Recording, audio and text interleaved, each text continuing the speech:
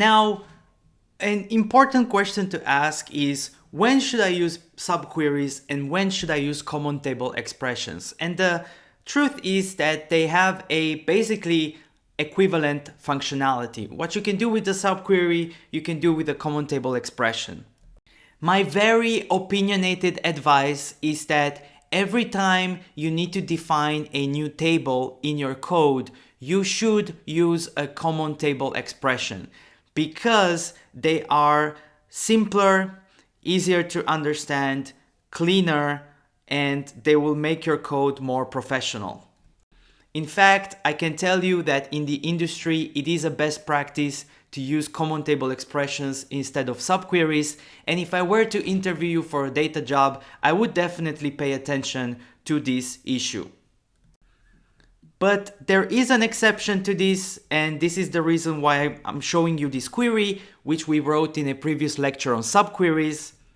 This is a query where you need to get a single specific value, right? So if you remember, we wanted to get characters whose experience is above the minimum experience in the data and also below the maximum experience. So characters that are in the middle.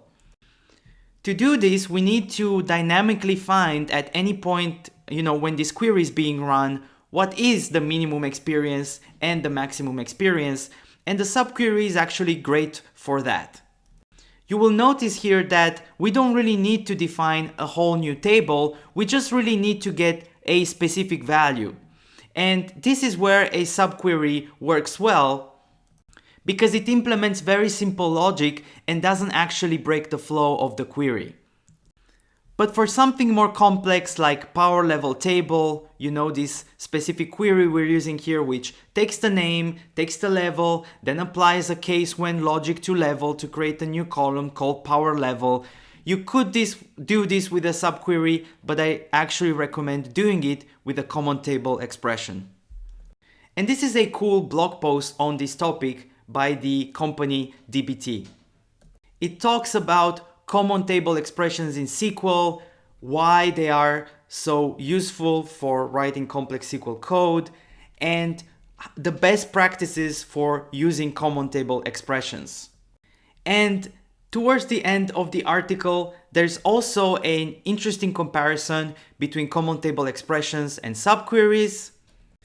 And you can see that CTE's common table expressions are more readable, whereas subqueries are less readable, especially if there are many nested ones. So, a subquery within a subquery within a subquery quickly becomes unreadable. Recursiveness is a great advantage of CTEs, although we won't examine this in detail. But basically what this means is that once you define a common table expression in your code, you can reuse it in any part of your code. You can use it in multiple parts, right? You can use it in other CTEs, you can use it in your main query, and so on. On the other hand, once you define a subquery, you can really only use it in the query in which you defined it. You cannot use it in other parts of your code, and this is another disadvantage. This is a less important factor, but when you define a CTE, you always need to give it a name, whereas subqueries can be anonymous. You can see it very well here. We of course had to give a name to both of these CTEs, but the subqueries that we're using here are anonymous. However, I wouldn't say that's a huge difference. And finally, you have that CTEs cannot be used in a where clause, whereas subqueries can. And this is exactly the example that I've shown you here. Because this is a simple value that we want to use in our where clause in order to filter our table, subqueries are the perfect use case for this, whereas CTEs are suitable for more complex use cases when you need to define entire tables. In conclusion, the article says CTEs are essentially temporary views that you can use. I've used the term virtual table, but temporary view works just as well, conveys the same idea. They are great to give your SQL more structure and readability, and they also allow reusability.